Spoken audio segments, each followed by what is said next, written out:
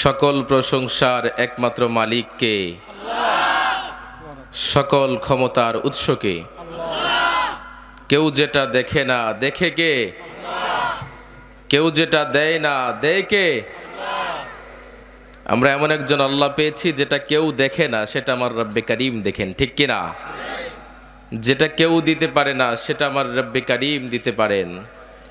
যে রব্বুল আলামিনের ভালোবাসা, যে রব্বুল আলামিনের দয়া আমাদের প্রতি এত বেশি, দুনিয়ার মানুষের ভালোবাসার কাছে আল্লাহ রাব্বুল আলামিনের যে ভালোবাসা আছে ওই ভালোবাসা তুচ্ছ, ওই ভালোবাসা তুচ্ছ। আমার রব্বে কারীমের ভালোবাসা হাজার হাজার গুণ বেশি, পড়ুন সুবহানাল্লাহ। ওই এমন একজন আল্লাহ পেয়ে আমরা বড্ড খুশি। সেই রব্বে কারীমের কাছে আমরা সব কিছু চাই। রব আমাদেরকে দেন, আমরা রবের কাছে থেকে পাই। আল্লাহ ছাড়া অন্য কেউ দিতে পারেন? কথা বলেন, পারেন? দিতে পারেন একজন, তিনি হচ্ছে আমার আল্লাহ। আল্লাহ ছাড়া কেউ দেওয়ার ক্ষমতা নাই, কেউ দেখার ক্ষমতা নাই। আপনি দুনিয়াতে যাই করেন, আপনি যদি অন্ধকার রজনীতে অন্ধকার গড়ে পাপের মাঝে নিমগ্ন থাকেন, পৃথিবীর কোনো মানুষ না দেখলেও একজন দেখেন, তিনি কে? আল্লাহ। আলহামদুলিল্লাহ।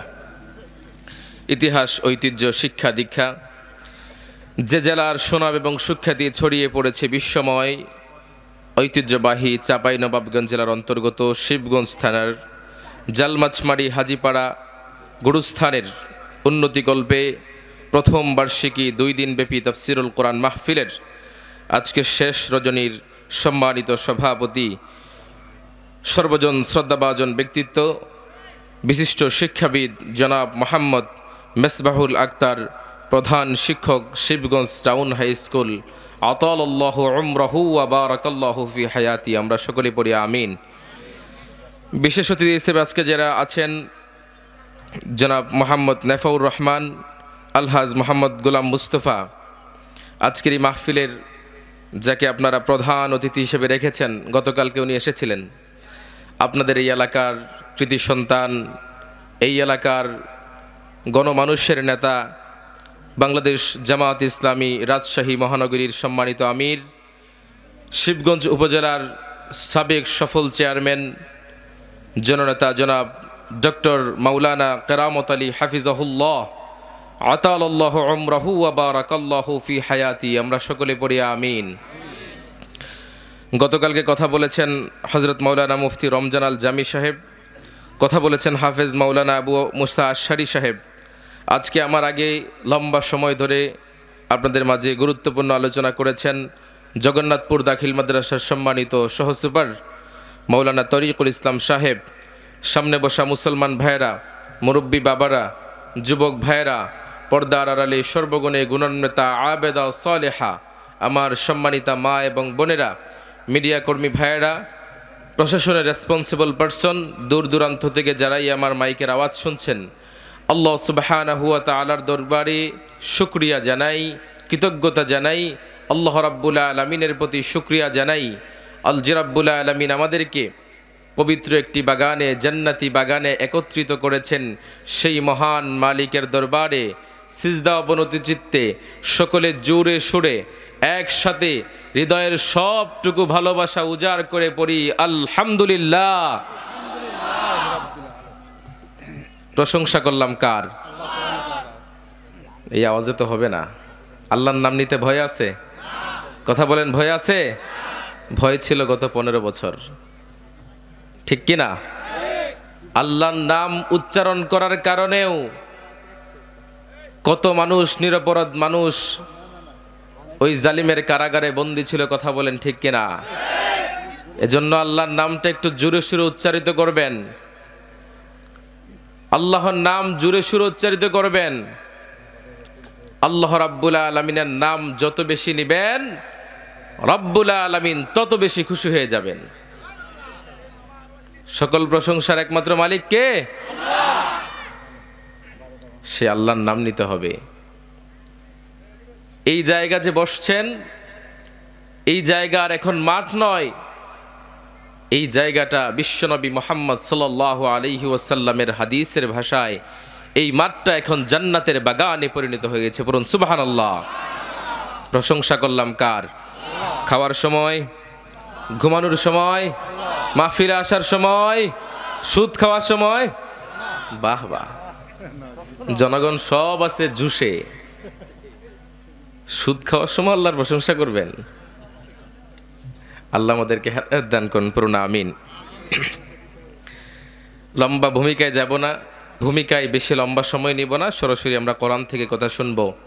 যেই কোরআনের মাঝে কোনো ভুল নাই, যেই কোরআনের মাঝে কোনো সন্দেহ নাই, যেটা মুমিন মুত্তাকিদের জন্য, পৃথিবীবাসীর জন্য রব্বে কারীমের পক্ষ থেকে হেদায়েত। পড়ুন সুবহানাল্লাহ। রব্বুল আলামিন বলেন, আলিফ লাম মিম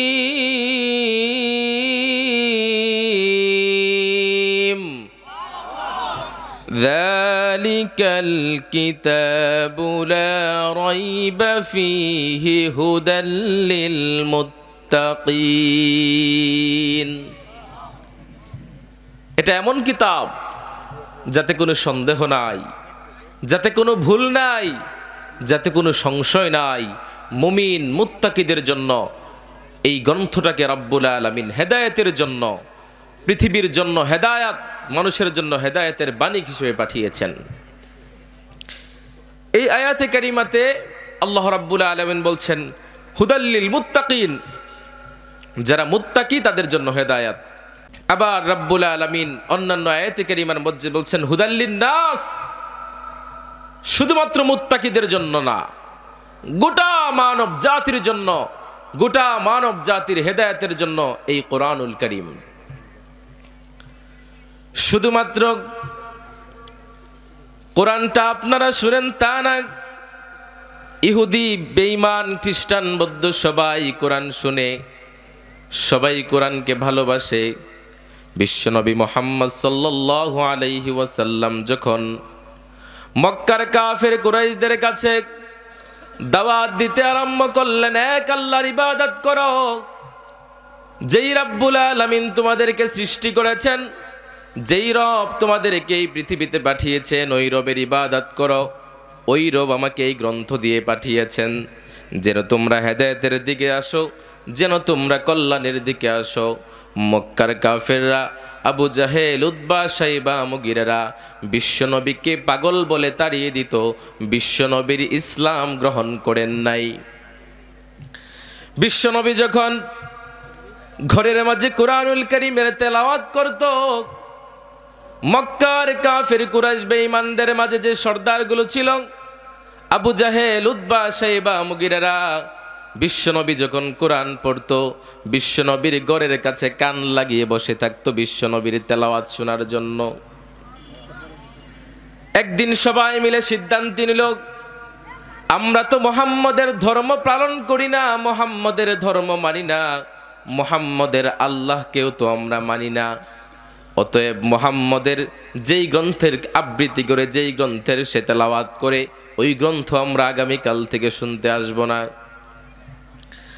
মক্কার বড় বড় লিডাররা চিন্তা, সবাই ডিসিশন নিল, আগামীকাল কেউ কোরআন শুনতে আসব না।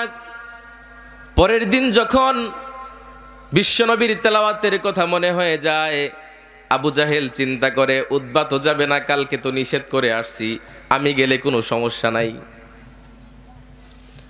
আবু জাহেল এই চিন্তা করে বিশ্বনবীর ঘরের কাছে যায়। উতবাও চিন্তা করে, গতকালকে সিদ্ধান্ত হয়েছে কেউ আসবে না, আমি গেলে কোনো সমস্যা নাই, কেউ দেখবে না। এভাবে করে সবাই একত্রিত হয়ে গিয়েছে বিশ্বনবী মুহাম্মদ সাল্লাল্লাহু আলাইহি ওয়াসাল্লামের তেলাওয়াত শোনার জন্য। অতএব কোরআনটা শুধুমাত্র মুসলমানদের জন্য না, কোরআনটা গোটা মানব জাতির জন্য হেদায়াত। আর ওই বিশ্বনবীর তেলাওয়াত শোনার জন্য যে মক্কার কাফের কুরাইশ বেঈমানরা যেত, এটাই কোরআনুল কারীমের মুজিজা। পড়ুন সুবহানাল্লাহ। ওই কোরআন শুনতে আসছেন আপনারা। আজকের এই তাফসিরুল কোরআন মাহফিল, নাম তো তাফসিরুল কোরআন মাহফিল। তাফসির মাহফিলগুলো হচ্ছে ক্লাসের মতো। কিসের মতো? ক্লাস। আপনারা এখন স্টুডেন্ট, আমি টিচার। আবার যখন আমার আগের আলোচক তরিকুল ইসলাম ভাই যখন আলোচনা করেছেন, তখন আমরা ছিলাম স্টুডেন্ট, উনি ছিলেন টিচার। অতএব আমি যতক্ষণ পর্যন্ত আলোচনা করব ততক্ষণ পর্যন্ত আপনারা মাহফিলে ধৈর্য ধারণ করে বসতে পারবেন তো ইনশাআল্লাহ? আমরা সরাসরি আজকে কোরআন থেকে কথা শুনবো। আজকে আমরা আলোচনা করব আল্লাহর কাছে পছন্দনীয় ব্যক্তি কারা। শুনতে চান না? শুনতে চান না আপনারা যে আল্লাহ তাআলার কাছে পছন্দনীয় ব্যক্তি কারা? কারা আল্লাহ তাআলার কাছে পছন্দনীয় ব্যক্তি? আল্লাহ তাআলার কাছে পছন্দনীয় ব্যক্তি সবাই হতে চায়। কে কে চান না আল্লাহর পছন্দনীয় ব্যক্তি হতে? কে কে চান না আপনারা যে আমি আল্লাহর পছন্দনীয় ব্যক্তি হতে চাই না? কেউ আছেন? কেউ নাই, সবাই হতে চান। তিনটা তাকবীর দিয়ে আমরা আলোচনা শুরু করব। প্রথমে অবিবাহিতরা, যারা হচ্ছে মিসকিন, এখনো বিয়ে শাদী করেন নাই, অবিবাহিতরা হাত তোলেন। আজকে অবস্থা খারাপ আপনাদের, তাও একটু জোরে তাকবীর দিবেন যেন ওদেরকে হারাইতে পারেন ইনশাআল্লাহ। আমি তাকবীর পড়বো, আপনারা উত্তর দিবেন ইনশাআল্লাহ। লিল্লাহে তাকবীর। হাত নামান। এবার যারা বিয়ে করছেন হাত তোলেন। জনসংখ্যা বেশি নাকি? আমি আপনাদেরকে তাকবীর পড়বো, আপনারা তাকবীরের উত্তর দিবেন লিল্লাহে তাকবীর। আজকে অবিবাহিতরা ফেল, সবাই একসাথে হাত তোলেন। আমরা তিনটা তাকবীর দিব, দিয়ে আলোচনা যাব। লিল্লাহে তাকবীর, লিল্লাহে তাকবীর, লিল্লাহে তাকবীর। আল্লাহ আমাদেরকে কবুল করুন, পড়ুন আমিন। আল্লাহ তাআলার কাছে পছন্দনীয় ব্যক্তি কারা? আল্লাহ রাব্বুল আলামিন তার দৃষ্টান্ত পবিত্র কোরআনুল কারীমে দিয়ে দিয়েছেন, বলে দিয়েছেন রাব্বুল আলামিন যে আমার কাছে পছন্দনীয় ব্যক্তি কারা, কারা, কাদেরকে আমি সবচেয়ে বেশি ভালোবাসি। ওই জায়গাটা আল্লাহ রাব্বুল আলামিন দিয়ে দিয়েছেন, বলে দিয়েছেন। রাব্বুল আলামিন বলেন, কুল ইন কুনতুম তুহিব্বুনাল্লাহা ফাত্তাবিউনি ইউহিব্বুকুমুল্লাহ ওয়া ইয়াগফির লাকুম যুনুবাকুম। বিশ্বনবী মুহাম্মদ সাল্লাল্লাহু আলাইহি ওয়াসাল্লামকে বলেন, হে রাসূল আপনি বলে দিন, যদি আমি আল্লাহকে পেতে চাই, যদি আমি আল্লাহর ভালোবাসা পেতে চাই, তাহলে আপনাকে অনুসরণ করতে হবে। রব্বুল আলামিন বললেন, ও দুনিয়ার মানুষেরা শোনো শোনো, তোমরা যদি আমি আল্লাহকে পেতে চাও, তোমরা যদি আমি আল্লাহর ভালোবাসা পেতে চাও, তাহলে অনুসরণ করবা কার? রাসূলের অনুসরণ করতে হবে। আল্লাহর রাসূলের অনুসরণ যদি তোমরা করতে পারো, তাহলে বিশ্বনবী মুহাম্মদুর রাসূলুল্লাহ সাল্লাল্লাহু আলাইহি ওয়াসাল্লামের ইত্তেবা যদি তোমরা করো, তাহলে আল্লাহর ভালোবাসা তোমরা অর্জন করতে পারবা। বিশ্বনবীকে শুধু ভালোবাসি ভালোবাসি বসলে আল্লাহ হবে না। বিশ্বনবীর চাচা আবু তালেব বিশ্বনবীকে কুলে পিঠে করে মানুষের মতো মানুষ করেছে, বিশ্বনবীকে নিজের সন্তানের থেকেও বেশি ভালোবেসেছে, কিন্তু বিশ্বনবীর ইত্তেবা অনুসরণ করে নাই, বিশ্বনবীর আদর্শ অনুসরণ করে নাই। বিশ্বনবীর আদর্শ অনুসরণ না করার কারণে তার স্থান হয়েছে জাহান্নাম। অতএব আপনি যদি রাসূলকে ভালোবাসি ভালোবাসি বলে আপনার মুখ দিয়ে ফেনা তুলে ফেলেন, তাও কোনো কাজ হবে না, কারণ আদর্শ অনুসরণ ছাড়া বিশ্বনবী মুহাম্মদ সাল্লাল্লাহু আলাইহি ওয়াসাল্লামের পুরোপুরি ইত্তেবা হবে না। বিশ্বনবীর আদর্শ অনুসরণ করতে হবে। রাসূলকে তো ভালোবাসি, আমিও ভালোবাসি, আপনিও ভালোবাসুন, সবাই ভালোবাসি। আপনার বন্ধু আপনাকে ভালোবাসে না? বিপদে যখন পড়েন তখনই কি বন্ধুর পরিচয়। অতএব বিশ্বনবীকে শুধু ভালোবাসি ভালোবাসি বললে হবে না, বিশ্বনবীর ইত্তেবা অনুসরণ করতে হবে। এজন্য রাব্বুল আলামিন বলেন, তোমরা যদি আমি আল্লাহকে পেতে চাও, তাহলে রাসূলের অনুসরণ করতে হবে, রাসূলের ইত্তেবা করতে হবে। এবার আসেন, রাব্বুল আলামিন বলেন, আমার পছন্দনীয় ব্যক্তি কারা, আমি তাদেরকে পবিত্র কোরআনুল কারীমের মধ্যে ঘোষণা দিয়েছি। এক নাম্বার বিশ্বনবীর ইত্তেবা করতে হবে, এরপরে আল্লাহ রাব্বুল আলামিনের ভালোবাসা আপনি অর্জন করতে পারবেন। 2 নাম্বার পয়েন্ট হচ্ছে আপনি নিজে নিজে চিন্তা করেন আপনি আপনার কাছে কেমন, আপনার দ্বারা কি ভালো কাজ হয় নাকি খারাপ কাজ হয়, আপনার বন্ধু বান্ধব কি ভালো জায়গায় চলাফেরা করে কিনা। আপনি যদি ভালো কাজ করেন, সৎ কর্ম করেন, আপনার নিজের জানা আছে যে আমি সৎ কাজ বলি সম্পাদন করি, আমি সৎ কাজ করি, আমি যাদের সাথে চলাফেরা করি তারাও সৎ, আপনি মনে করতে পারেন অতএব আপনাকে আল্লাহ রাব্বুল আলামিন পছন্দ করেন। আর যদি মনে করেন না আমার দ্বারা ভালো কাজ হচ্ছে না, আমার বন্ধু বান্ধব যারা আছে তাদের দ্বারাও কোনো ভালো কাজকর্ম হয় না, অতএব আপনি আপনার নিজের সাথে মিলাতে পারেন আপনি রাব্বুল আলামিনের পছন্দনীয় ব্যক্তি হতে পারেন নাই। বিশ্বনবীর 1 নাম্বার, বিশ্বনবীকে আদর্শ মানার মাধ্যমে আল্লাহকে ভালোবাসবেন। 2 নাম্বার নিজের সাথে নিজে মিলাবেন। 3 নাম্বারে আপনি দেখবেন আপনার আশেপাশের লোকগুলা আপনাকে ভালো বলে কিনা, পৃথিবীতে গ্রহণযোগ্য ব্যক্তিগুলা আপনাকে ভালো বলে কিনা। আপনি মনে করবেন আমি আল্লাহর পছন্দনীয় ব্যক্তি। এবার রব্বুল আলামিন পছন্দনীয় ব্যক্তিদের সার্টিফিকেট দিচ্ছেন। রব্বুল আলামিন বলেন আমার পছন্দনীয় ব্যক্তি যারা হবে তাদের প্রথম পরিচয় হচ্ছে আল মুহসিনুন, তারা অনুগ্রহশীল। তারা কিশীল? অনুগ্রহশীল, যারা মানুষের প্রতি ইহসান করে। রব্বুল আলামিন পবিত্র কোরআনুল কারীমের মধ্যে বলেন ওয়া আনফিকু ফি সাবিলিল্লাহি ওয়া লা তুলকু বিআইদিকুম ইলাত তাহলুকা ওয়া আহসিনু ইন্নাল্লাহা ইউহিব্বুল মুহসিনিন। তোমরা আল্লাহর রাস্তায় দান করো, নিজেরা নিজেদেরকে ধ্বংসের দিকে ঠেলে দিও না। তোমরা অন্যের প্রতি ইহসান করো, কারণ রব্বুল আলামিন অনুগ্রহশীলদেরকে, ইহসান যারা করে তাদেরকে বড্ড ভালোবাসে। এবার আপনি আপনার নিজের সাথে মিলান, আপনি আপনার জীবনে আপনি মানুষের সাথে ইহসান করেন কিনা, আপনি আপনার অন্য ব্যক্তি যারা আছে তাদের প্রতি ইহসান করেন কিনা। 1 নম্বরে আপনার পরিবার থেকে শুরু করেন। আপনি আপনার স্ত্রীর সাথে আপনি অনুগ্রহ করেন কিনা, আপনার স্ত্রী যদি কোনো একটা ভুলও করে আপনি তার প্রতি অনুগ্রহ করেন কিনা, ক্ষমা সুন্দর দৃষ্টিতে দেখেন কিনা, আপনার মাইন্ড সফট কিনা। 2 নম্বর আপনি দেখেন আপনি যাদের সাথে চলাফেরা করেন তাদের প্রতি আপনি অনুগ্রহশীল কিনা, আপনার যারা কর্মচারী আছে, আপনার যারা কলিগ আছে, আপনার যারা সহকর্মী আছে তাদের প্রতি আপনি অনুগ্রহশীল কিনা। বিশ্বনবী মুহাম্মদ সাল্লাল্লাহু আলাইহি ওয়াসাল্লাম সবার প্রতি অনুগ্রহশীল ছিলেন।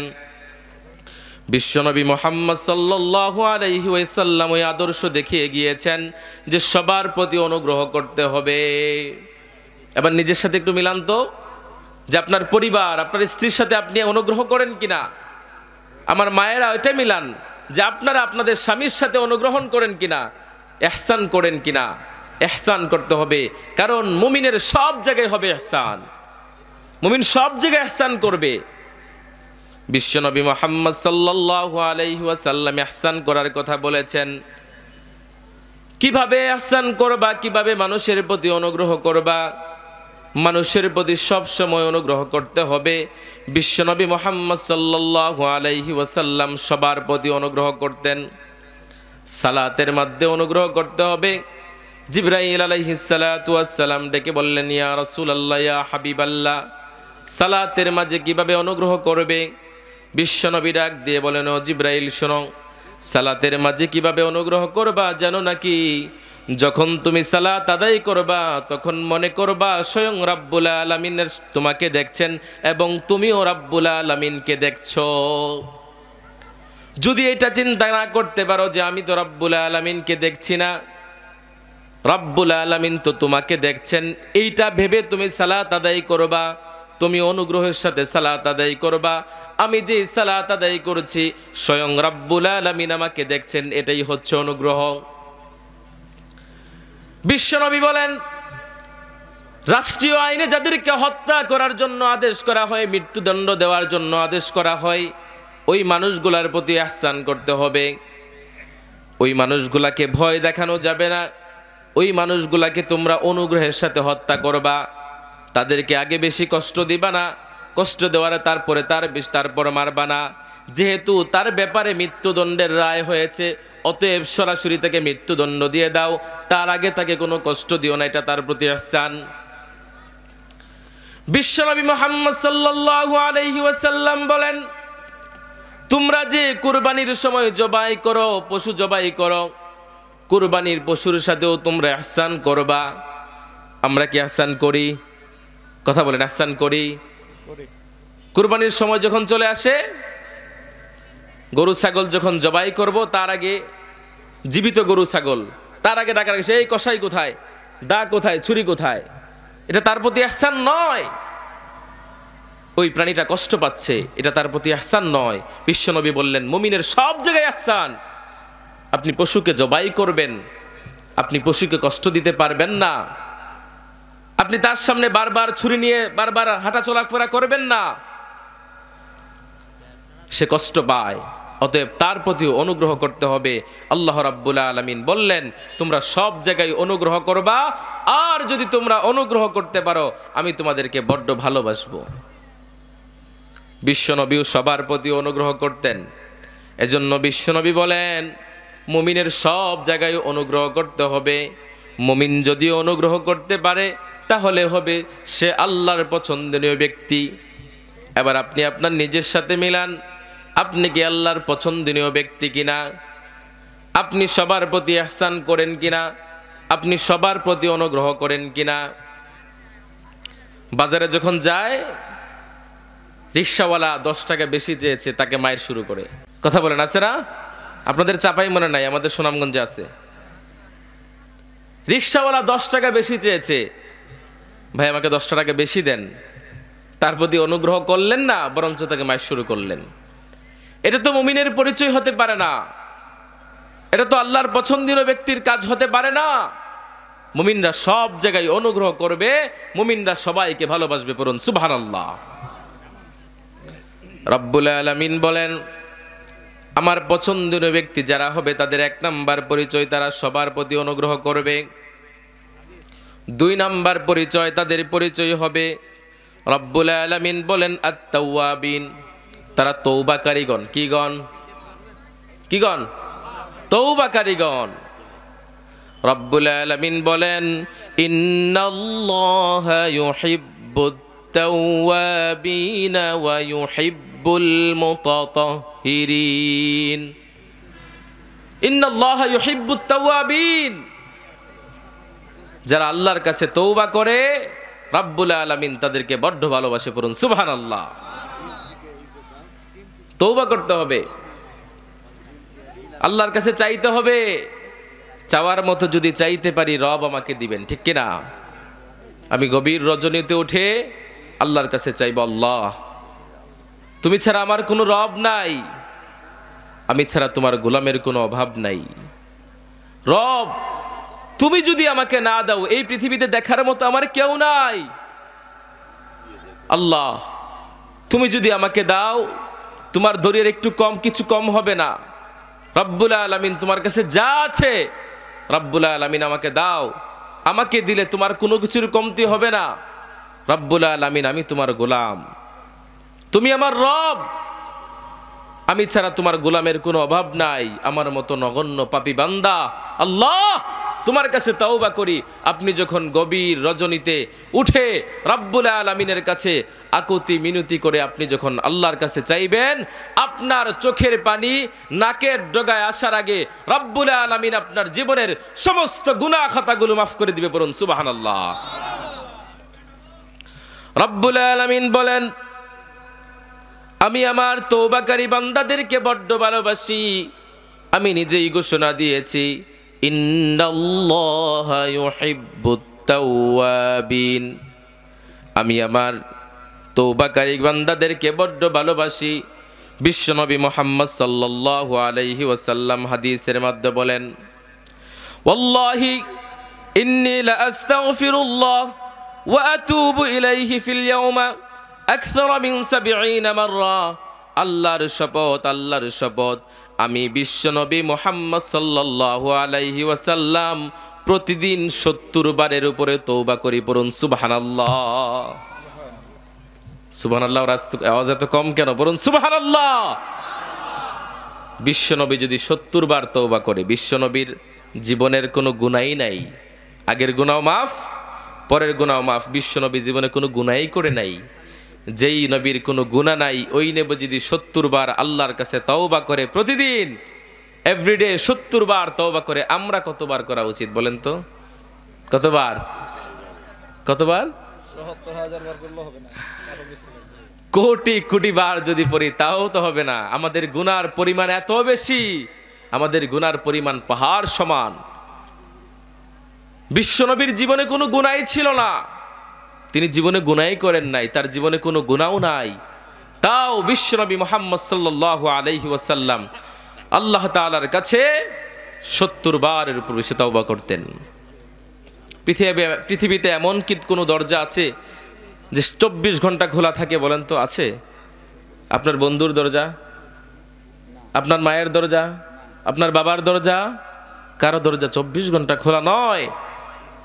আপনি রাত 3টার সময় যান, গিয়ে দেখবেন আপনার বাবার দরজা বন্ধ, আপনার মায়ের দরজা বন্ধ, আপনার স্ত্রীর দরজা বন্ধ, কিন্তু রব্বুল আলামিনের দরজা 24 ঘন্টা খোলা। আমি রব্বুল আলামিনকে যখন রব বলে ডাক দেই, রব্বুল আলামিন সাথে সাথে উত্তর দেই। পড়ুন সুবহানাল্লাহ। রব্বুল আলামিন বলেন, আমি আমার পছন্দনীয় ব্যক্তি যারা তার 2 নম্বর পরিচয় হচ্ছে তাওয়াবিন, তওবাকারী ব্যক্তিদেরকে আমি বড্ড ভালোবাসি। সহিহ মুসলিম শরীফের বর্ণনা, বিশ্বনবী মুহাম্মদ সাল্লাল্লাহু আলাইহি ওয়াসাল্লাম বলেন, তওবাকারী ব্যক্তিগণকে রব্বুল আলামিন কত ভালোবাসেন। ও চাপাই নবাবগঞ্জবাসী শুনুন। কোন একজন ব্যক্তি মরুভূমিতে উট নিয়ে গেল, মরুভূমির মাঝে উট নিয়ে যাওয়ার পরে উটের মাঝে তার খাদ্য, উটের মাঝে তার বস্ত্র, সব কিছু উট দিয়ে সে বহন করে নিয়ে যাচ্ছে। হঠাৎ করে ক্লান্তিবোধ চলে আসলো, ওই উটটাকে বেঁধে সে শুয়ে পড়ল। ঘুম থেকে উঠে দেখলো তার উটটা নাই। সে হতাশ হয়ে গেল, সে চিৎকার মারতে লাগলো রব্বুল আলামিনের কাছে। চিৎকার করে বলে, আমি মরুভূমির মাঝে এসেছি এই উটটা নিয়ে, এই উটের মাঝে আমার খাবার, এই উটের মাঝে আমার বস্ত্র, এই উট যদি না পাই তাহলে তো আমার জীবন এখানেই শেষ, আমি মৃত্যুবরণ করব। এরকম হতাশ হতে হতে হঠাৎ করে তার ক্লান্তিবোধ চলে আসলো, আবার সে ঘুমিয়ে পড়ল। ঘুমিয়ে পড়ার পরে ঘুম থেকে ওঠার পরে দেখলো তার উটটা আবার তার আগের জায়গায় চলে এসেছে, তার সামনে চোখ খুলে দেখে উট। সে আল্লাহর কাছে দোয়া করতেছে, ওগো আল্লাহ, তুমি আমার গোলাম, আমি তোমার রব, তুমি যে আমাকে উটটা দয়া করে ফিরিয়ে দিয়েছো এই জন্য তোমার কাছে কৃতজ্ঞতা জানাচ্ছি। আল্লাহ কি বলছে? তুমি আমার গোলাম, আমি তোমার রব। রব্বুল আলামিন বলেন, আমার ওই বান্দা এতটা খুশি হয়েছেন, আমার প্রতি কৃতজ্ঞতা জানানোর জন্য আমাকে গোলাম বলে ফেললো। ওই বান্দা উট ফিরে পাওয়ার পরে যতটুকু খুশি হয়েছে, আমি আমার তওবাকারী বান্দা যখন তওবা করে, আমি রব্বুল আলামিন তার থেকে 1000 কোটি গুণ বেশি খুশি হয়ে যায়। পড়ুন সুবহানাল্লাহ। আল্লাহকে যে সে গোলাম বলে স্বীকার করেছে, আল্লাহ তাতে অখুশি হন নাই। খুশিতে এতটা আত্মহারা হয়েছে, এত খুশির চোটে সে আল্লাহকে গোলাম বলে ফেলল, সে সেন্স হারিয়ে ফেলল, এতটা খুশি হয়ে পড়ল যে রব্বুল আলামিনকে গোলাম বলে সে স্বীকার করে নিল। রব্বুল আলামিন তাতেও খুশি হন নাই, কারণ সে খুশিতে আত্মহারা হয়ে আল্লাহকে গোলাম বলে ফেলেছে, আল্লাহর প্রতি কৃতজ্ঞতা জানিয়েছে। এজন্য রব্বুল আলামিন বলেন, আমি আমার তওবাকারী বান্দাদেরকে এত বেশি ভালোবাসি, এত বেশি ভালোবাসি, আমার কোনো বান্দা যদি রাতের আধারে আমি যখন প্রথম আসমানে নেমে আসি, আমি যখন বলি হাল মিন মুস্তাগফির, কার ক্ষমা লাগবে চাও, আমি আল্লাহ আসছি, কার প্রার্থনা লাগবে চাও, কার অভাব অনটন আছে তুমি আমার কাছে চাও, আমি রব্বুল আলামিন তাদেরকে দান করব। রব্বুল আলামিন বলেন, আমার কোনো বান্দা যদি আমাকে পাওয়ার জন্য তওবা করে, তার চোখের পানি নাকের ডগায় আসার আগে আমি রব্বুল আলামিন তার জীবনের সমস্ত গুনাহগুলি মাফ করে দেই। রব্বুল আলামিন বলেন 2 নাম্বার আল্লাহর কাছে পছন্দনীয় ব্যক্তি দ্বারা, 2 নাম্বার হচ্ছে আত-তাওয়াবিন, তওবাকারীগণ। 1 নাম্বার কি? 1 নাম্বার অনুগ্রহশীল, 2 নাম্বার তওবাকারীগণ। রব্বুল আলামিন বলেন 3 নাম্বার পরিচয় যারা আমার পছন্দনীয় ব্যক্তি, তারা হচ্ছে পবিত্রতা অর্জনকারী, ওয়া ইউহিব্বুল মুতাতাহহিরিন। আল্লাহ তাআলা কি বলছেন? যে যারা পরিষ্কার পরিচ্ছন্ন থাকে আমি রব্বুল আলামিন তাদেরকে বড্ড ভালোবাসি। পরিষ্কার পরিচ্ছন্নতা আত-তুহুরু শাতরুল ঈমান, বিশ্বনবী বললেন পবিত্রতা ঈমানের অঙ্গ। আপনি যখন পবিত্রতা অর্জন করবেন, আপনি রব্বুল আলামিনের কাছে বড্ড প্রিয় হয়ে যাবেন। পবিত্র থাকতে হবে। আমার যুবক ভাইদেরকে যখন মাঝে মাঝে মসজিদে ডাক দিই, ভাই আসেন না একটু নামাজ পড়েন, হুজুর প্যান্টটা নষ্ট। অতএব নিজের সাথে মিলান তো, আপনি আল্লাহর পছন্দনীয় ব্যক্তি না। যদি আল্লাহর পছন্দনীয় ব্যক্তি হন, তাহলে সব সময় কি থাকতে হবে? পবিত্রতা থাকতে হবে, পবিত্র থাকতে হবে। আমরা নামাজের মাঝে দাঁড়াই, নামাজের ফরজ আহকাম আরকান, আহকাম হচ্ছে নামাজের বাহিরের গুলো, 3টাই হচ্ছে পবিত্রতা নিয়ে। আমরা পড়ি নাই শরীর পাক, কাপড় পাক, নামাজের জায়গা পাক। আপনার শরীর পাক যদি না থাকে, আপনি সালাত আদায় করতে পারবেন না। জায়গাটা যদি পবিত্র না হয়, আপনি সালাত আদায় করতে পারবেন না। শরীর যদি পাক না হয়, কাপড়ও যদি পাক না হয়, নামাজের জায়গাও যদি পাক না হয়, পবিত্র না হয়, আপনি সালাত আদায় করতে পারবেন না। অতএব রব্বুল আলামিন বলেন, আমার যেই বান্দারা পবিত্রতা অর্জন করে, পবিত্র থাকে, আমি রব্বুল আলামিন তাদেরকে বড্ড ভালোবাসি। রব্বুল আলামিন বলেন, আমার 3 নাম্বার পছন্দনীয় ব্যক্তি যারা, তারা পবিত্রতা অর্জন করে। তারা কিভাবে পবিত্রতা অর্জন করবে আমি তাও বলে দিয়েছি।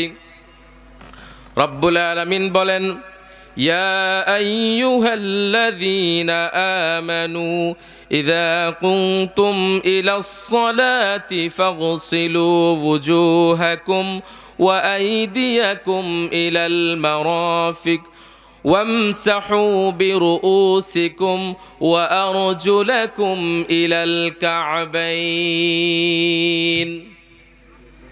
রব্বুল আলামিন বলেন, ওহে বিশ্বাসীরা, ইযা কুনতুম ইলাস সালাতি ফাগসিলু ওয়ুজুহাকুম, যখন তোমরা সালাতের জন্য প্রস্তুতি গ্রহণ করবা, ফাগসিলু ওয়ুজুহাকুম, তোমরা ওযু করে নাও, তোমাদের মুখমণ্ডল ধৌত করে নাও, ওয়ুজুহাকুম ওয়া আইদিয়াকুম ইলাল মারাফিক, তোমরা 2 হাত ধুয়ে নাও, ওয়ামসাহু বিরুউসিকুম, তোমরা তোমাদের মাথা মাসহ করে নাও, ওয়া আরজুলাকুম ইলাল কাবাইন, এবং তোমরা 2 পা ধুয়ে নাও। রব্বুল আলামিন বললেন, পবিত্রতা কিভাবে অর্জন করবে আমি তাও শিখিয়ে দিয়েছি। তোমরা যদি পবিত্রতা অর্জন করতে চাও, তোমাদেরকে এইটা আমি শিখিয়ে দিয়েছি। আর যদি তোমরা পানি না পাও, ফালাম তাজিদু মাআন ফাতায়াম্মামু সাঈদান তাইয়্যিবা, তোমরা যদি পবিত্র পানি না পাও, তাহলে তোমরা তাইমুম দ্বারাও তাইমুম করে পবিত্রতা অর্জন করতে পারবা। বিশ্বনবী মুহাম্মদ সাল্লাল্লাহু আলাইহি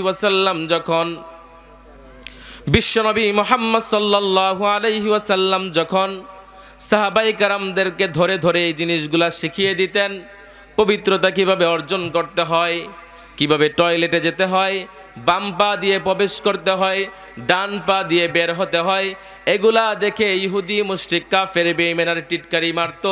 তোমরা কেমন ইসলাম পালন করো যেখানে তোমাদেরকে টয়লেটে যাওয়ার জন্য শিখিয়ে দেওয়া লাগে। কত সুন্দর ইসলাম পেয়েছি আমরা, দেখেন তো। আপনি টয়লেটে যাবেন, আপনি খাবার খাবেন, আপনার প্রত্যেকটা কাজ আপনি ইবাদতে পরিণত করতে পারেন। কিভাবে? আপনি যখন খাবার খেতে বসলেন, আপনি বিসমিল্লাহি ওয়া আলা বারাকাতিল্লাহ আপনি বলে খেলেন, এই খাওয়াটা আপনার ইবাদত। এই খাওয়াটা কি ইবাদত, আপনার সওয়াব হচ্ছে। আবার যখন খাবার শেষে দোয়া পড়লেন, আপনার সওয়াব। এই পুরোটা সময় আপনি ইবাদতে পরিণত হয়ে গেল। আপনি যদি দোয়া না পড়ে খাবার খান, আপনার গুনাহও হবে না, আপনার সওয়াবও হবে না, কিছু হবে না, পেট তো ভরবে, গুনাহও হবে না, সওয়াবও হবে না। কিন্তু এই কাজটা শুধুমাত্র কয়েকটা শব্দ উচ্চারণ করার কারণে আপনি সওয়াবের প্রত্যেকটা জায়গায় আপনি সওয়াবের অধিকারী হয়ে গেলেন। কত সুন্দর ইসলাম আমরা পেয়েছি।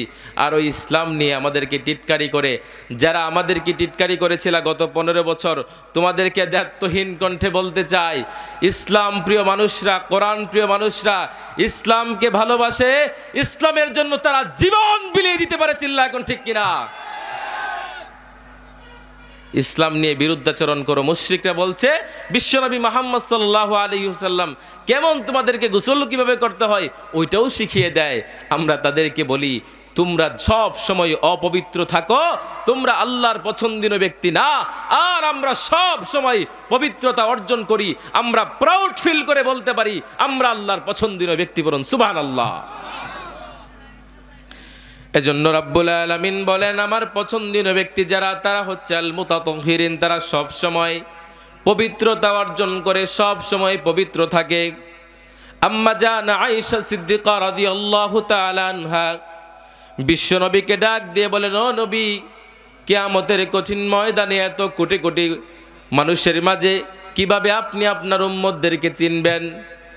বিশ্ব নবী মুহাম্মদ সাল্লাল্লাহু আলাইহি ওয়াসাল্লাম বলেন, আমার কোটি কোটি উম্মতদের মাঝে আমি কোটি কোটি মানুষদের সামনে আমার উম্মতদেরকে আমি এভাবে চিনব। আমার উম্মতরা যে ওযু করেছিল, ওই ওযু যে দিক দিয়ে করেছিল, ওই জায়গাগুলো নূরের মতো ঝলকাতে থাকবে। বলুন সুবহানাল্লাহ। আমি আমার উম্মতদেরকে ওইভাবে চিনে নিব। বিশ্বনবী মুহাম্মদ সাল্লাল্লাহু আলাইহি ওয়াসাল্লামের আদর্শ যদি মানেন, আল্লাহ রাব্বুল আলামিনের বিধান যদি আপনি পালন করতে পারেন, আপনার দুনিয়ার জীবনেও লাভ, আখিরাতের জীবনেও লাভ। আর আখিরাতের সফলতাই হচ্ছে প্রকৃত সফলতা। দুনিয়াতে সফল মানুষের অভাব নাই। অভাব আছে সফল মানুষের? টাকা পয়সা বাড়ি গাড়ি যার আছে আমরা সে বলি সে সফল ব্যক্তি, তার সব কিছু আছে, কিন্তু পৃথিবীর মানদণ্ডে তাকে আমি সফল বলতে পারি, কিন্তু আখিরাতের মানদণ্ডে তাকে আমি সফল বলতে পারি না। সে যদি আল্লাহ এবং তার রাসূলের বিধান অনুসরণ না করে তাহলে সে সফল ব্যক্তি না। সফলতা ওই জায়গায় যেদিন কোটি কোটি উম্মত, কোটি কোটি মানুষের মাঝে, আল্লাহর কোটি কোটি বান্দাদের মাঝে আল্লাহ আমাকে ডাক দিয়ে বলেন, ও বান্দা, আজকে তোকে আমি ক্ষমা করে দিলাম, তুই জান্নাতে চলে যা। এটাই হচ্ছে প্রকৃত সফলতা। ওই সফলতার জন্য দৌড়াতে হবে। আমার জীবনের সফলতা দুনিয়ার মাঝে না, আমার আসল সফলতা হচ্ছে জান্নাতে। আমি যখন জান্নাতে যাব, ওইটাই আমার আসল সফলতা। রব্বুল আলামিন এবার বলেন, আমার পছন্দনীয় ব্যক্তি যারা হবে আল মুত্তাকুন, তারা আল্লাহকে ভয় করবে। রব্বুল আলামিন বলেন, ইয়া আইয়ুহাল্লাযীনা আমানু তাকুল্লাহ হাক্কা তুকাতিহি ওয়া লা তামুতুন্না ইল্লা ওয়া আনতুম মুসলিমুন। ইয়া আইয়ুহাল্লাযীনা আমানু তাকুল্লাহ, ওহে যারা ঈমান এনেছো, আল্লাহকে ভয় করো। ভয় করব কাকে? কথা বলেন, ভয় করব কাকে? আল্লাহকে ভয় করব। হাক্কা তুকাতিহি, ভয় করার মতো ভয় করতে হবে। ওয়ালা তামুতুন্না, আর তোমরা মৃত্যুবরণ করো না, ইল্লা ওয়া আনতুম মুসলিমুন, মুসলিম না হওয়া ব্যতীত। এই আয়াতে কারিমাটি যখন বিশ্বনবী মুহাম্মদ সাল্লাল্লাহু আলাইহি ওয়াসাল্লাম সাহাবায়ে কেরামদের সামনে পেশ করছিলেন, সাহাবায়ে কেরামরা ডাক দিয়ে বলছিল, ও আল্লাহর রাসূল, ও আমার প্রাণের রাসূল, আমরা তো আল্লাহকে ভয় করি, ভয় করার মতো কিভাবে ভয় করব, যথাযথভাবে কিভাবে ভয় করব? বিশ্বনবী সাহাবায়ে কেরামদেরকে ডাক দিয়ে বললেন, ও সাহাবায়ে কেরামরা শুনো, তোমাদের যতটুকু সাধ্য আছে আল্লাহকে সবচেয়ে বেশি ভয় পাওয়ার ওই ভয়টাই তোমরা পাবা। কোনো একটা গুনাহের কাজের মাঝে যখন লিপ্ত হয়ে যাবা, যখন রাব্বুল আলামিনের কথা তোমাদের স্মরণ হয়ে যাবে, তখন এই কাজটা থেকে বিরত হওয়ার নাম হচ্ছে যথাযথভাবে ভয়। অতএব সাহাবায়ে কেরামদের সামনে বিশ্বনবী মুহাম্মদ সাল্লাল্লাহু আলাইহি ওয়াসাল্লাম বললেন, হাক্কা তুকাতিহি, তোমরা যথাযথভাবে ভয় করবা।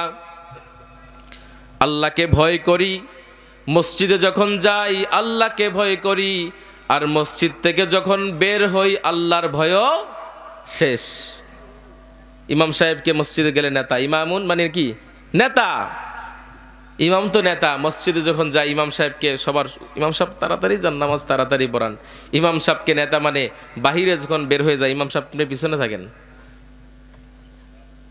আপনি তো ইমামকে নেতা মানলেন মসজিদে, শুধুমাত্র ইমাম শুধু মসজিদের নেতা নয়, ইমাম বাহিরেরও নেতা। বিশ্বনবী ছিলেন একদিকে ইমাম, আরেকদিকে ছিলেন তিনি রাষ্ট্র পরিচালনা করেছেন। অতএব ইমামদেরকে যদি ক্ষমতায় বসান, লাভ না লস? কথা বলেন, লাভ না লস? আপনারা তো মনে করেন লস। 15 বছর খাইছে এক স্বৈরাচার, আর কোন স্বৈরাচার যেন না খেতে পারে ওই চিন্তা ভাবনা করে আপনারা থাকেন, ওই চিন্তা লালন করেন। নারীরা সবচেয়ে বেশি ভয় পায় এদেশে যদি ইসলাম প্রিয় তাওহীদি জনতারা, ইসলাম যদি এই দেশে কায়েম হয়ে যায়, তাহলে নারীদেরকে ঘর থেকে বের হতে দিবে না। বরঞ্চ বিশ্বনবী মুহাম্মদ সাল্লাল্লাহু আলাইহি ওয়াসাল্লাম নারীদেরকে অধিকার দিয়েছেন। জাহিলিয়াতের যুগে যখন নারীরা অবহেলিত ছিল, লাঞ্ছিত ছিল, জীবন্ত কন্যা সন্তানগুলোকে কবর দেওয়া হতো, জীবন্ত কবর দিয়ে দেওয়া হতো, তখন বিশ্বনবী মুহাম্মদ সাল্লাল্লাহু আলাইহি ওয়াসাল্লাম নারীদেরকে, বিশ্বনবী মুহাম্মদ সাল্লাল্লাহু আলাইহি ওয়াসাল্লাম অধিকার দিয়েছেন। আর ওই নারীরাই আজকে চিল্লায় বলে, হুজুররা যদি ক্ষমতায় যায় তাহলে কি নারীদেরকে ঘর থেকে বের হতে দিবে না। এই চিন্তাটা আপনি করবেন না, কারণ আপনাকে সম্মান দিয়েছে বিশ্বনবী, আর ওই বিশ্বনবীর ওয়ারিস হচ্ছে আল উলামা ওয়ারাসাতুল আম্বিয়া। ওলামাগণ হলো নবীর ওয়ারিস। তারা যদি ক্ষমতায় যায়, বিশ্বনবী মুহাম্মদ সাল্লাল্লাহু আলাইহি ওয়াসাল্লাম যেভাবে শান্তভাবে পৃথিবীকে উজালা করে দিয়েছিল নূর দিয়ে, আলেমরা যদি ক্ষমতায় যায়, এই পৃথিবী হবে ইসলামের, এই পৃথিবী হবে কোরআনের। এজন্য রাব্বুল আলামিন বলেন, আল্লাহকে ভয় করতে হবে, ভয় করার মতো ভয় করতে হবে। ইন্না আকরামাকুম ইনদাল্লাহি আতকাকুম, আল্লাহর কাছে সম্মানীয় ব্যক্তি ওই ব্যক্তি যে আল্লাহকে সবচেয়ে বেশি ভয় করে। আমাদের ভিতরে ভয় আছে নাকি? ভয় আছে? আমাদের ভিতরে ভয় নাই। ওই দিন ঠাকুরগাঁও প্রোগ্রামে যাচ্ছি, এক ব্যক্তি বুঝাচ্ছে, হয়তো ভণ্ড, গাড়িতে ছিলাম, পুরো শব্দটা শুনতে পারি নাই, যতটুকু শুনেছি সে বলতেছে, আল্লাহ এই দুনিয়ায় পাঠাইছি গুনাহ করার জন্য, আপনি গুনাহ করবেন আর আল্লাহর কাছে চাইবেন, আল্লাহ মাফ করে দিবে। ভণ্ডের কথা শুনছেন? আল্লাহ নাকি এই দুনিয়ায় পাঠাইছি গুনাহ করার জন্য, আপনি গুনাহ করবেন, কিন্তু গুনাহ করার পর তো ফিরে আসতে হবে। আপনি বারবার এক গুনাহ করবেন, আল্লাহ কি মেনে নিবে? আল্লাহ ছাড় দেন কিন্তু ছেড়ে দেন না। আপনি তো ওই চিন্তা করতে হবে, আল্লাহর কাছে তওবা করে ফিরে আসলে, তওবা করে একবারে ফিরে আসেন। যদিও আমরা বারবার গুনাহ করি, আল্লাহর কাছে ক্ষমা চাই, কিন্তু আপনি যদি তাকে এটা শিখিয়ে দেন যে তোমাকে আল্লাহ দুনিয়ায় পাঠাইছে গুনাহ করার জন্য, সে তো গুনাহই করবে। আরেক ব্যক্তি ডাক দিয়ে বলে যে আমি মসজিদে সালাত আদায় করি। মসজিদে কি করে? সালাত আদায় করে। বাহিরে এসে আমি অন্য কাজ করি, সমস্যা নাই। মসজিদে আমি সওয়াব আদায় করছি, আর বাহিরে এসে গুনাহ করছি, সওয়াবে আর গুনায় কাটাকাটি, আল্লাহ আমারে জান্নাত দিয়ে দিবে। এই আশা করে কেউ বসে আছেন? কেউ বসে আছেন? মসজিদে সালাত আদায় করবেন, বাহিরে সুদ খাবেন, ঘুষ খাবেন, সওয়াবে আর গুনায় কাটাকাটি, আল্লাহ আমারে কি দিবে? জান্নাত দিবে। এই আশা করে যদি বসে থাকেন, কোশ্চিনকালেও আপনারা আল্লাহর জান্নাত পাবেন না। কারণ রব্বুল আলামিনের বিধান যেভাবে মসজিদে রয়েছে, বাহিরেও আপনার জন্য বিধান রয়েছে। আপনি আল্লাহকে ভয় করে যদি সব জায়গায় চলতে পারেন, তাহলেই হবেন আপনি আল্লাহর পছন্দের ব্যক্তি। তাহলে 1 নাম্বার পছন্দের ব্যক্তির পরিচয় কি? 1 নাম্বার অনুগ্রহশীল, 1 নাম্বার অনুগ্রহশীল, 2 নাম্বার 3 নাম্বার যারা পবিত্রতা অর্জন করে, 4 নাম্বার যারা আল্লাহকে ভয় করে, 5 নাম্বার হচ্ছে আল মুতাওয়াক্কিলুন, যারা আল্লাহর উপর তাওয়াক্কুল করে। ফাইদা আযামতা ফাতাওয়াক্কাল আলাল্লাহ ইন্নাল্লাহা ইউহিব্বুল মুতাওয়াক্কিলিন। দৃঢ় সংকল্প নিয়েছো, তাওয়াক্কুল করেছো আল্লাহর উপরে, আল্লাহ তোমাদেরকে বড্ড ভালোবাসবেন। যারা তাওয়াক্কুল করে আল্লাহ তাদেরকে সব থেকে বেশি ভালোবাসেন। রব্বুল আলামিন বলেন, আমার পছন্দের ব্যক্তি যারা, তারা আমার প্রতি তাওয়াক্কুল করে, আমি রব্বুল আলামিনের উপর ভরসা করে, রব্বুল আলামিনের উপর ভরসা করে যদি আপনি কোনো কাজ করতে পারেন, এটাই হবে আপনার জন্য চূড়ান্ত সফলতা। আপনি যদি আল্লাহর উপর ভরসা না করে অন্য কোনো কাজ করেন, অন্য জায়গায় যদি কোনো কাজ করতে যান, অবশ্যই অবশ্যই সেই কাজের মাঝে সফলতা আসবে না। দুনিয়ার মানদণ্ডে দেখবেন আপনি সফল, আপনার চারিদিক থেকে টাকা আসছে, চারিদিক থেকে আপনার সম্মান বয়ে আসছে, কিন্তু দুনিয়ার মানদণ্ডে আপনি তখন সফলতা অর্জন করতে পারবেন, কিন্তু দেখবেন পৃথিবীতে কিছুই নাই। আল্লাহ রাব্বুল আলামিন বলছেন, আল মুতাওয়াক্কিলুন, আমার পছন্দের ব্যক্তিরা যারা হবে, তারা আমি আল্লাহ রাব্বুল আলামিনের উপর তাওয়াক্কুল করবে। তাওয়াক্কুলটা কি? আপনি কর্মশেষে, কথাগুলো বুঝবেন, কর্মশেষে ফলাফলের জন্য আল্লাহর কাছে চাওয়া, এর নাম হচ্ছে তাওয়াক্কুল। আল্লাহ বলছেন, আমি তোমাদেরকে রিজিক দান করব। এখন আপনি যদি চিন্তা করেন, আপনি চিন্তা করে বসে আছেন, আমি ঘরে বসে আছি, আল্লাহ আমাকে রিজিক দিয়ে যাবে। রিজিক কি কখনো দিবে? কথা বলেন, রিজিক কি আল্লাহ ঘরে এনে খাবার দিয়ে যাবে? পাখির দৃষ্টান্ত দেখিয়েছেন বিশ্বনবী মুহাম্মদ সাল্লাল্লাহু আলাইহি ওয়াসাল্লাম। দেখো, একটা পাখি সকালবেলায় ঘর থেকে, বাসা থেকে বের হয় খালি পেট নিয়ে, সারাটা দিন সে বিচক্ষণ করে তার খাবার কোথায়, তার রিজিক কোথায় সে জানে না, কিচ্ছু জানে না। সন্ধ্যাবেলায় যখন সে বাসায় চলে আসে, তখন পেট ভর্তি করে চলে আসে। ওই তার দিকে তাকাও, তুমি যদি রিজিকের সন্ধান করো, আল্লাহ বলছেন তোমরা যখন সালাত শেষ হয়ে যাবা, তখন তোমরা জমিনে ছড়িয়ে পড়ো। তুমি যদি সালাত শেষ করে জমিনের মধ্যে ছড়িয়ে যাও, আল্লাহ রাব্বুল আলামিন তোমাকে রিজিক অবশ্যই অবশ্যই দিবেন। এজন্য রাব্বুল আলামিন বলেন, আমার পছন্দের ব্যক্তি যারা হবে, তারা আমি রাব্বুল আলামিনের উপর তাওয়াক্কুল করবে। আল্লাহ রাব্বুল আলামিন যখন পৃথিবীর কোনো মানুষকে ভালোবাসেন, গভীর মনোযোগ দিয়ে শুনেন, সহিহ মুসলিম শরীফের বর্ণনা, আল্লাহ রাব্বুল আলামিন যখন পৃথিবীতে কোনো ব্যক্তিকে, কোনো মানুষকে ভালোবাসেন, রাব্বুল আলামিন ফেরেশতা জিবরাইলকে ডেকে বলেন, ও জিবরাইল, আমি আমার অমুক বান্দাকে বড্ড ভালোবাসি। সুবহানাল্লাহ। ফেরেশতা জিবরাইল আলাইহিস সালামকে রাব্বুল আলামিন ডাক দিয়ে বলে, ও ফেরেশতা জিবরাইল, আমি আমার অমুক বান্দাটাকে বড্ড ভালোবাসি, তুমি আসমানের মাঝে অ্যানাউন্স করে দাও, তুমি আসমানবাসীকে জানিয়ে দাও, মানে ফেরেশতাদেরকে জানিয়ে দাও, ফেরেশতারা যেন আমি প্রথমে ভালোবাসি, এরপরে তুমি তাকে ভালোবাসতে শুরু করো, তারপরে তুমি সংবাদ দিয়ে দাও সকল ফেরেশতাদেরকে, বলো যে রব্বুল আলামিন অমুক ব্যক্তিকে ভালোবাসেছে, তোমরাও সকলে ভালোবাসতে আরম্ভ করো। সুবহানাল্লাহ।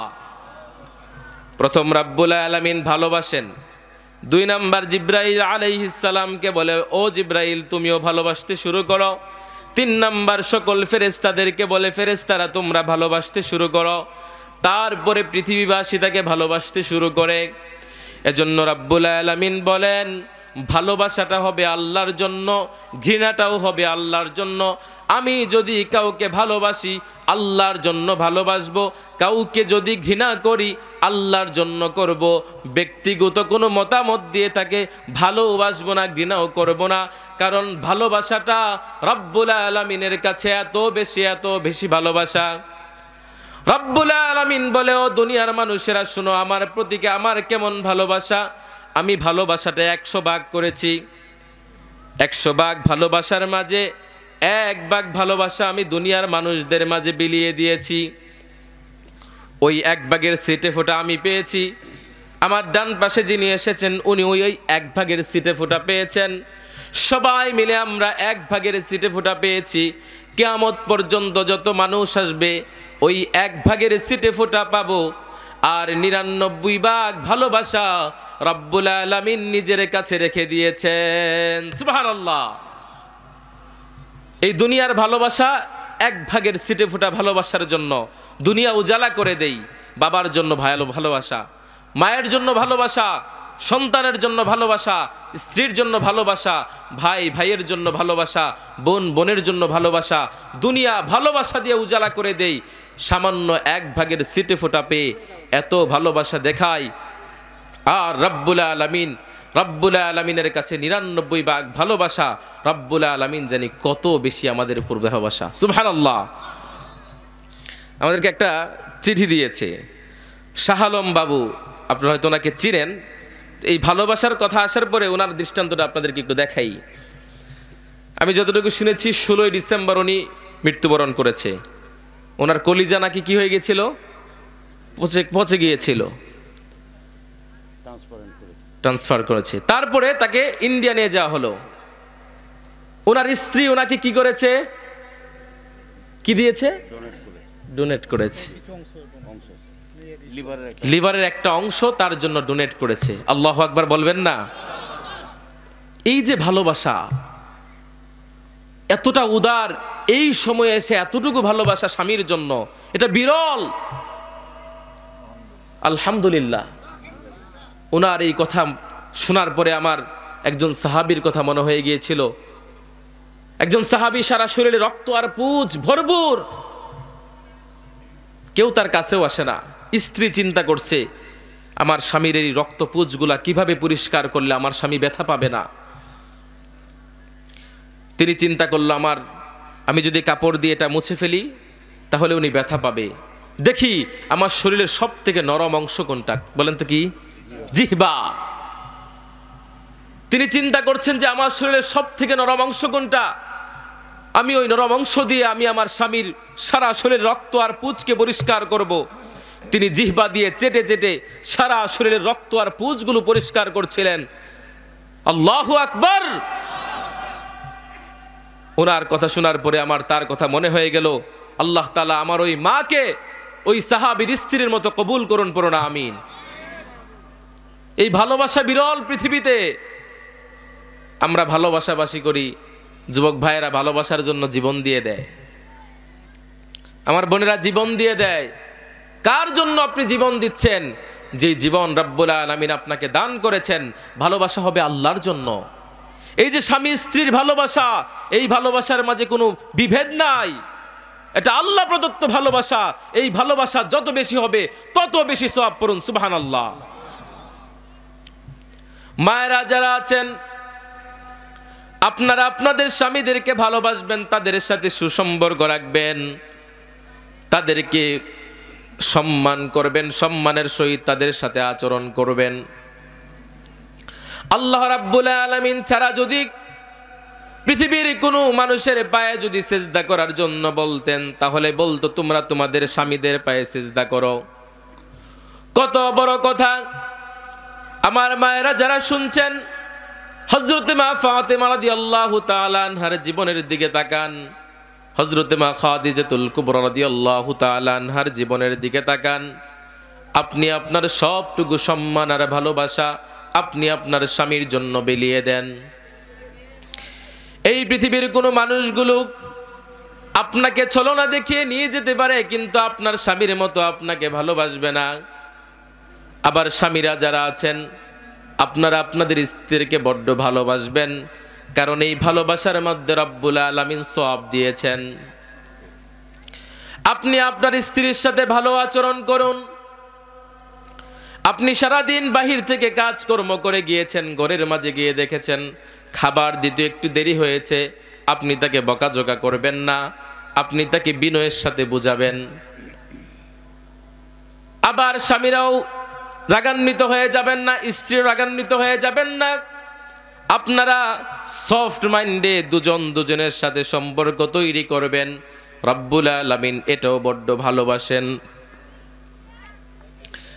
স্বামী যারা আছেন স্ত্রীদেরকে ভালোবাসবেন, আর স্ত্রী যারা আছেন তারা স্বামীদেরকে ভালোবাসবেন।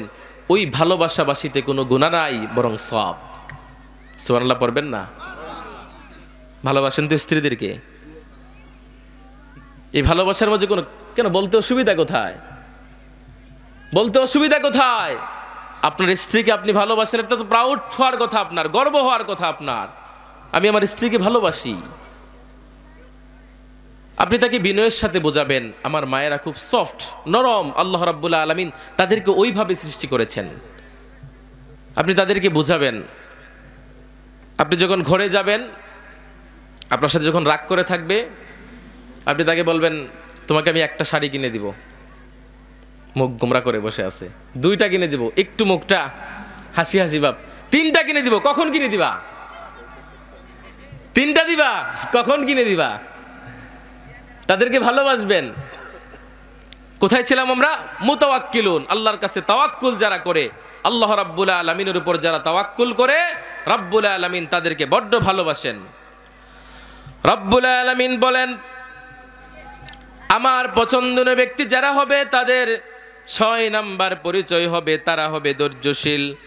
আল্লাহ রাব্বুল আলামিন বলেন, ওয়াসবির আলা মা ইয়াকুলুনা ওয়াহজুরহুম হাজরান জামিলা। বিশ্বনবী মুহাম্মদ সাল্লাল্লাহু আলাইহি ওয়াসাল্লাম ধৈর্যশীল ছিলেন। রাব্বুল আলামিন বলছেন, যারা ধৈর্যশীল আমি তাদেরকে বড্ড ভালোবাসি। ধৈর্যের ফল খুব মিষ্টি হয়। ধৈর্যশীল হতে হবে, রেগে যাবেন না। আমরা বলি না রেগে গেলেন তো হেরে গেলেন, এটা আসলেই সত্য, বাস্তব। বিশ্বনবীর একটি হাদিস শোনাচ্ছি, আপনারা উঠাউঠি করছেন কেন? বসেন, বসে যান। হযরতে আনাস রাদিয়াল্লাহু তাআলা আনহু বিশ্বনবীর সব থেকে ছোট খাদেম। হযরতে আনাস রাদিয়াল্লাহু তাআলা আনহু ছোট্ট মানুষ। একবার বিশ্বনবী হযরতে আনাস রাদিয়াল্লাহু তাআলা আনহুকে পাঠালেন, ডেকে পাঠালেন, আনাস আমি সালাত আদায় করব, যাও আমার জুব্বাটা নিয়ে আসো। বিশ্বনবী মুহাম্মদ সাল্লাল্লাহু আলাইহি ওয়াসাল্লাম যখন আনাস রাদিয়াল্লাহু তাআলা আনহুকে জুব্বা আনার জন্য পাঠালেন, আনাস রাদিয়াল্লাহু তাআলা আনহু ছোট্ট মানুষ, মদিনার বাচ্চাদের সাথে খেলাধুলা দেখতে আরম্ভ করলো। বিশ্বনবী অনেকক্ষণ চিন্তা করলো, কি ব্যাপার, অনেকক্ষণ হয়ে গেল, আনাস কেন আসে না? আনাস মনে হয় মদিনার বাচ্চাদের সাথে খেলাধুলা দেখতেছে, অথবা মনে হয় খেলাধুলা করতেছে। বিশ্বনবী মুহাম্মদ সাল্লাল্লাহু আলাইহি ওয়াসাল্লাম ওই দিকে রওনা হলেন। পথিমধ্যে গিয়ে দেখলেন আনাস রাদিয়াল্লাহু তাআলা আনহু বাচ্চাদের সাথে খেলাধুলা দেখতেছে। আপনারা আপনাদের সন্তানকে যদি কোনো শার্ট অথবা গেঞ্জি আনতে পাঠান, আপনার সন্তান গিয়ে যদি খেলা দেখতেছে, আপনি কি করবেন? কি করবেন? মায়ের, ডাইরেক্ট মায়ের, কিছু না, প্রথমেই মায়ের। বিশ্বনবী মুহাম্মদ সাল্লাল্লাহু আলাইহি ওয়াসাল্লাম থেকে শিক্ষা নেন। আনাস রাদিয়াল্লাহু তাআলা আনহুকে যখন গিয়ে দেখলেন মদিনার বাচ্চাদের সাথে খেলাধুলা দেখতেছে, এমন টাইমে হযরতে আনাস রাদিয়াল্লাহু তাআলা আনহুর পিঠে আস্তে করে তিনি হাত রাখলেন। বিশ্বনবী যখন আনাস রাদিয়াল্লাহু তাআলা আনহুর পিঠে হাত রাখলেন, আনাস রাদিয়াল্লাহু তাআলা আনহু থতমত খেয়ে গেলেন, পিছনের দিকে তাকালেন। তাকিয়ে দেখেন বিশ্বনবী মুহাম্মদ সাল্লাল্লাহু আলাইহি ওয়াসাল্লাম তিনি দৌড় দিয়ে বাসায় গেলেন জুব্বা আনার জন্য। বিশ্বনবী মুহাম্মদ সাল্লাল্লাহু আলাইহি ওয়াসাল্লাম সেখানে ধৈর্যের পরিচয় দিয়েছেন। বিশ্বনবী সেখানে ধৈর্যের পরিচয় দিয়েছেন। বিশ্বনবী মুহাম্মদ সাল্লাল্লাহু আলাইহি ওয়াসাল্লাম আনাস রাদিয়াল্লাহু তাআলা আনহুকে মারেন নাই, ধমক দেন নাই, আস্তে করে পিঠে হাত রাখলেন, দৌড় দিয়ে তিনি চলে গেলেন জুব্বা আনার জন্য। এজন্য আপনি যদি ধৈর্যশীল হতে পারেন, আপনার ধৈর্যের ফল হবে খুব মিষ্টি। বিশ্বনবীর জামানায় একবার এক ভিক্ষুক, বিশ্বনবী চাদর পরে আছেন, ওই আমরা চাদরের পাশ দিয়ে ডিজাইন করা থাকে না, এরকম ছোট্ট করে সুন্দর একটা ডিজাইন করা ছিল। তো বিশ্বনবী মুহাম্মদ সাল্লাল্লাহু আলাইহি ওয়াসাল্লামের কাছে এক ভিক্ষুক আসলেন, চাদরের কর্নার ধরে দিলেন টান, মুহাম্মদ ভিক্ষা দাও, মুহাম্মদ ভিক্ষা দাও। বিশ্বনবীর ওই চাদর টান দেওয়ার সাথে সাথে বিশ্বনবীর শরীর মোবারকটা কেটে গেলেন চাদরের ওই জায়গা লেগে। বিশ্বনবী রাগান্বিত হন নাই, সাহাবীরা তো অবাক, রাগান্বিত হয়ে গেলেন। ভিক্ষুক মানুষ, আপনি মনে করেন যদি আপনার ভিক্ষুক আপনার শরীরে ধরে আপনি তো রেগে যাবেন। আর বিশ্বনবীকে কি করছেন? চাদর ধরে টান দিয়েছেন। বিশ্বনবী রাগান্বিত হন নাই। বিশ্বনবী মুহাম্মদ সাল্লাল্লাহু আলাইহি ওয়াসাল্লাম তাকে ক্ষমা করে দিয়েছেন, বিশ্বনবী তাকে ভিক্ষা দিয়েছেন। এজন্য ধৈর্যের পরিচয় দিতে হবে। তাহলে বিশ্বনবী মুহাম্মদ সাল্লাল্লাহু আলাইহি সাল্লাম আমাদেরকে এটাই শিখিয়ে গেলেন যে যত বেশি ধৈর্য হবা, যত বেশি ধৈর্যশীল হবা, ফল কি হবে? তত মিষ্টি। বিশ্বনবী মুহাম্মদ সাল্লাল্লাহু আলাইহি ওয়াসাল্লামের 7 নাম্বার বলেন, আল্লাহ রাব্বুল আলামিনের কাছে পছন্দনীয় ব্যক্তি কারা? আল মুকসিতুন, যারা ন্যায়পরায়ণ। বিশ্বনবী মুহাম্মদ সাল্লাল্লাহু আলাইহি ওয়াসাল্লাম ন্যায়পরায়ণ ছিলেন, সবার মাঝে সমান বিচার করতেন, ঘুষ খেয়ে কখনো বিচার করতেন না, নিরপরাধ মানুষগুলোকে জেলের ভিতরে ঢুকিয়ে দিতেন না, যেটা গত 15 বছর আমরা কি করলাম? অনুভব করলাম। বিশ্বনবী মুহাম্মদ সাল্লাল্লাহু আলাইহি ওয়াসাল্লাম যখন মক্কা মদিনাবাসীর মাঝে ইসলামের দাওয়াত দেওয়া শুরু করলেন, প্রথম যুগের কাহিনী। বিশ্বনবী মুহাম্মদ সাল্লাল্লাহু আলাইহি ওয়াসাল্লাম দেখলেন একটা গোত্রের মহিলা চুরি করেছে, চুরি করার পরে বিধান কি? হাত কেটে দেয়া। ইসলামের প্রথম যুগ। বিশ্বনবী বললেন, আল্লাহ রাব্বুল আলামিনের বিধান যে বিধান দিয়েছেন তার থেকে আমি এক চুল সরে দাঁড়াবো না। ওই মহিলাকে নিয়ে আসো, আমি হাত কাটবো।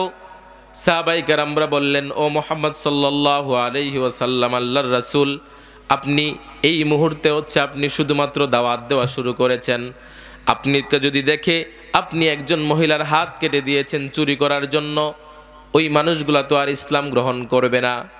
বিশ্বনবী ডাক দিয়ে বললেন, ওই গোত্রের মহিলা কেন? আমার মেয়ে ফাতেমা রাদিয়াল্লাহু তাআলা আনহা যদি ওই চুরির মাঝে সংযুক্ত থাকতো, আমার মেয়ে ফাতেমা যদি চুরি করত, আমি আমার মেয়ে ফাতেমার হাত কাটতে দ্বিধাবোধ করতাম না।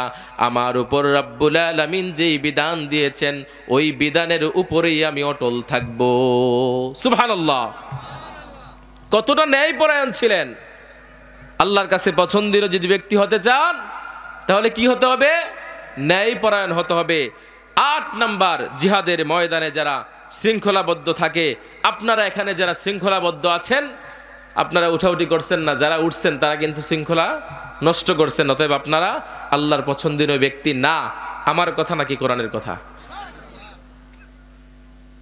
বিশৃঙ্খলা করা যাবে না, কারণ বিশৃঙ্খলা যারা করে রব্বুল আলামিন তাদেরকে পছন্দ করেন না। তাহলে 1 নাম্বার, আল্লাহ রাব্বুল আলামিন যাদেরকে ভালোবাসেন মুখস্থ করে যান, নিজের জীবনের সাথে মিলাবেন। 1 নাম্বার, যারা অন্যের প্রতি অনুগ্রহ করে। 2 নাম্বার, যারা আল্লাহর কাছে তওবা করে।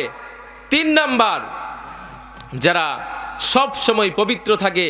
4 নাম্বার, যারা তাকওয়াবান, যারা মুত্তাকি। 5 নাম্বার, যারা আল্লাহর উপর ভরসা করে। 6 নাম্বার, আস-সাবিরুন, ধৈর্যশীল। 7 নাম্বার, ন্যায়পরায়ণ। 8 নাম্বার, জিহাদের ময়দানে কিংবা সব সময় তারা শৃঙ্খলাবদ্ধ থাকে। আল্লাহ রাব্বুল আলামিন তাদেরকে বড্ড ভালোবাসেন। আল্লাহ রাব্বুল আলামিনের জন্য ভালোবাসা আমরা অর্জন করতে পারি। আল্লাহ তুমি তৌফিক দাও।